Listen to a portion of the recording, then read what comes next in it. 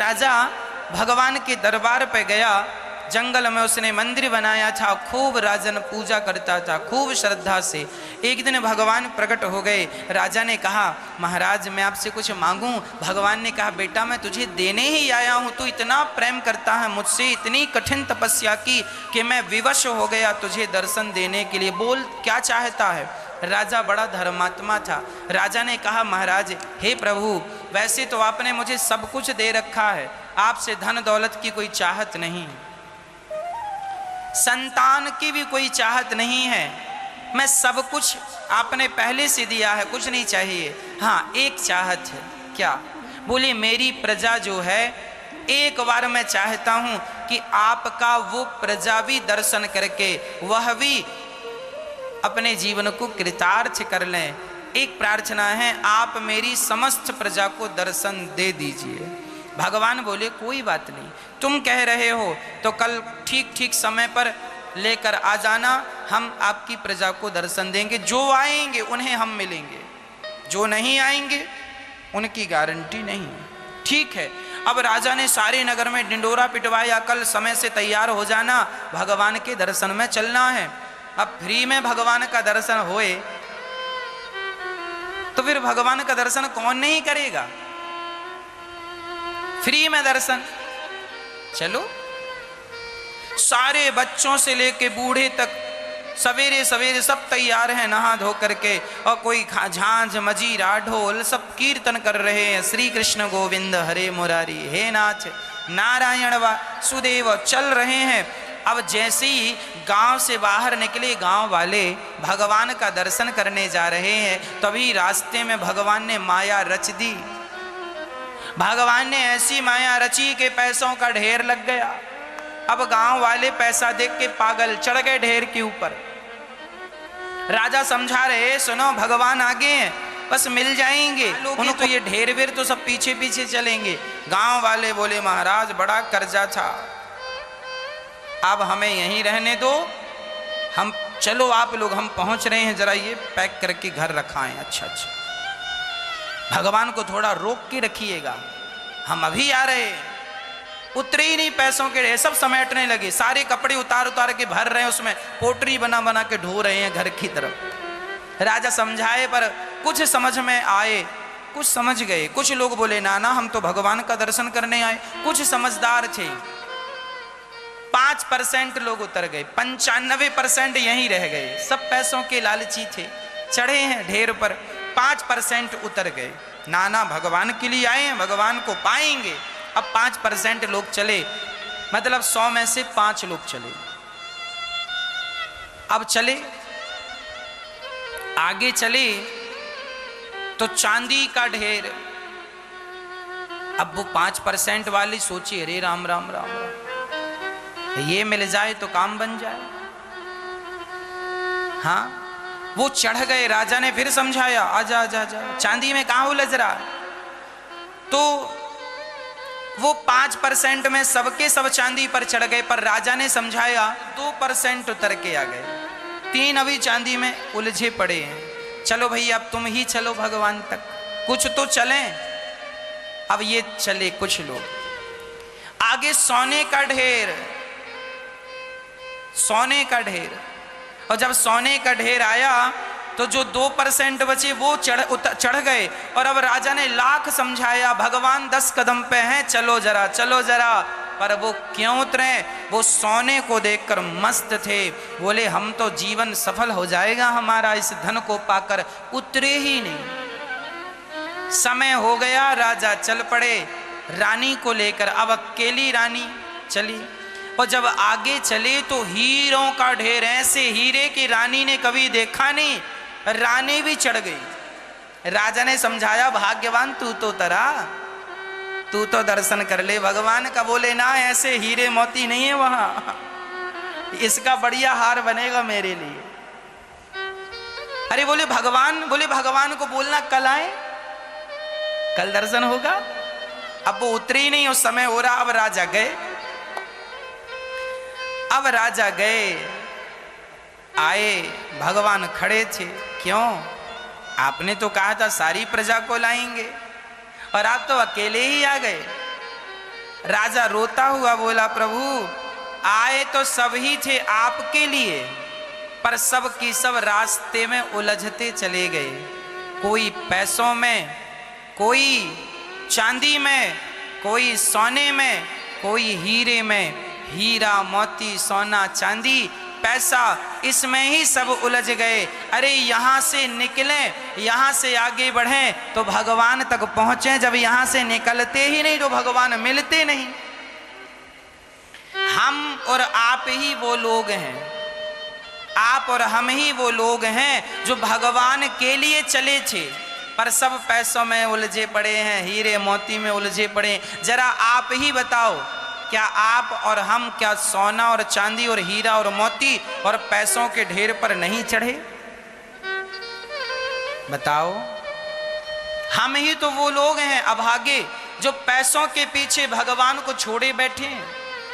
हम ही तो वो लोग हैं जो पैसों सोना चांदी के पीछे हमने भगवान को भुला दिया।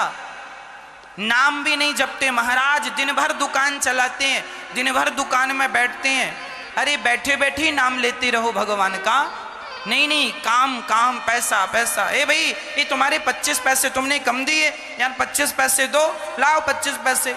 लाखों की संपत्ति जुड़ी पड़ी है, फिर भी 25-25 पैसे के लिए लोग रो रहे हैं। इनसे पूछो कि तुम सारी जिंदगी यही करोगे, पैसों के ढेर पे ही बैठोगे? तो यहां से तुम उतरो तो भगवान तक पहुंचो। आदमी उतरता नहीं और भगवान मिलते नहीं, और लोग कहते हैं भगवान नहीं मिलते। अरे जिन जिन ने अपने आप को सोना चांदी से उतारा है, उन सबको भगवान मिले। तुम इस ढेर से जिस दिन उतर जाओगे ना भक्तों, उसी दिन, दूसरे दिन नहीं, उसी दिन तुम्हें भगवान मिलेंगे। पर एक बार कह दो अंदर से कि प्रभु मैं आपका हूं और आप मेरे हैं, और मैं उतर के आ गया हूं। बिल्कुल त्याग दो अंदर से, रहो सबके बीच में। अरे सोने के ढेर में ही बैठे रहो आप, पर उसके प्रति कोई आसक्ति और ममता ना हो, यही त्याग है। हम ये नहीं कहते कि तुम सब छोड़ के जंगल चले जाओ, हम ये कहते हैं सबके बीच में रहो, पर सबके बीच में रहकर भी सबसे अलग रहो। उस वस्तु से मोह ना हो, उस वस्तु से लगाव ना हो। आपके घर में खूब सोना चांदी हो, पर उसके प्रति आसक्ति ना हो, लगाव ना भगवान से हो। क्या तुम कंकड़ पत्थर जोड़ रहे हो? क्या होगा इससे? सब धरा रह जाएगा। जिनके तिजोरियों में सोना सजा था वो सब मर गए। हाँ, कफन में जेब ही तो नहीं होता, चाहो तो आप बनवा सकते हो। इतना जोड़े हैं, अब कहाँ जाएगा? तो ले जाना बांध के। इसलिए मीराबाई गाती है कि पायो जी मैंने राम रतन धन पायो, पागलो राम नाम का धन समेट लो। क्या समेट रहे हो?